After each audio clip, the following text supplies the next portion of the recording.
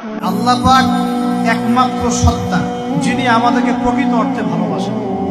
বাকি যত কিছু আছে আমাদের চারপাশে, এই ভালোবাসাগুলোর পিছনে একটা একটা স্বার্থ থাকে। কথা বুঝতে পারছেন? সন্তানকে অনেক ভালোবাসেন, বুঝলাম, পিতামাতা। এই সন্তান যদি আপনার মনের মতো করে না চলে, একসময় কিন্তু আপনিও সন্তানের উপর রুষ্ট হবেন না? স্ত্রীর জন্য এত কিছু করছেন, দেখবেন কোনো একদিন আপনি করতে পারলেন না, দেখবেন সেদিনই আপনাকে একদম ধুয়ে রেখে দিল। এমন হয় কি না? আমাদের ভালোবাসাগুলোর পিছনে কোনো কোনো স্বার্থ থাকে কি না? আর এই যে জেনা চলছে, এই জেনার মধ্যে মূল স্বার্থটা কি? যৌনতা। মূল স্বার্থ কি?